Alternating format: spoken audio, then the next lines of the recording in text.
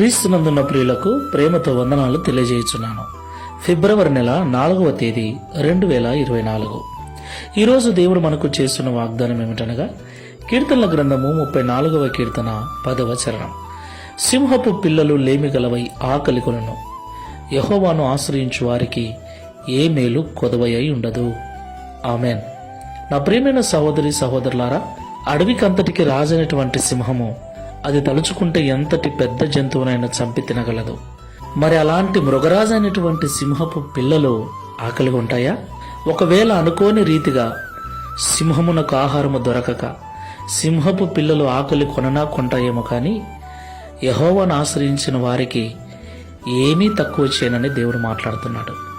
ఈ మాటలు వింటున్న ప్రియ సహోదరి సహోదరుడా, యేసుక్రీస్తు ప్రభుల వారిని మనం నమ్ముకున్నాం కదా, యేసుక్రీస్తు ప్రభుల వారి మార్గంలో నడుస్తున్నాం కదా.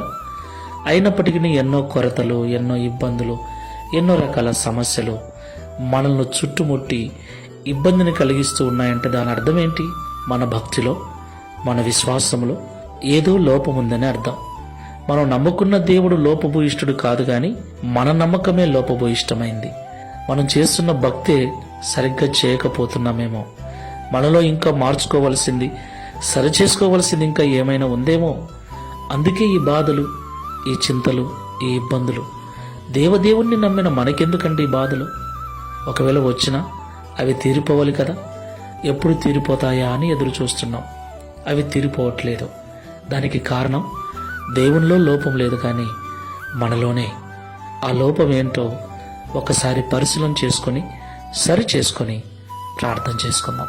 సర్వోన్నతుడా, సర్వశక్తిమంతుడా, పరిశుద్ధుడా, మీకు స్తోత్రాలు. సింహపు పిల్లలు లేమిగలవై ఆకలి కొనును, కానీ యెహోవాను ఆశ్రయించిన వారికి ఏ మేలు కొదవై ఉండదని ఈ ఉదయకాల సమయం మాతో మాట్లాడినందుకు స్తోత్రాలు. ప్రియ తండ్రి, నువ్వు సర్వశక్తి గల దేవుడవు నాయన. నిజంగా నిన్ను ఆశ్రయించిన బిడ్డలకు ఏ కొదవ ఉండకూడదు. కానీ నిన్ను నమ్మిన బిడ్డలమైన మేము కొరతలతో, ఇబ్బందులతో, బలహీనతలతో బ్రతుకుతూ ఉన్నాం. సమస్యలతో జీవిస్తూ ఉన్నాం. అవి ఎప్పుడు తీరిపోతాయా అని నేను ఎదురు చూస్తూ ఉన్నాం. వీటికి అంతటికీ కారణం మీరు కాదు కానీ మేమే. మా భక్తిలో లోపం, మా విశ్వాసములో లోపం, మా నమ్మకంలో లోపం, మా ప్రార్థన జీవితంలోనే లోపం ఏదో ఉంది.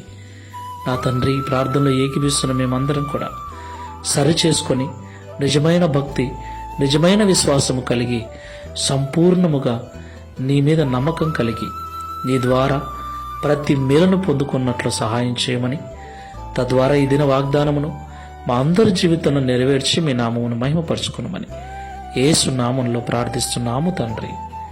Amen. Praise the Lord. God bless you.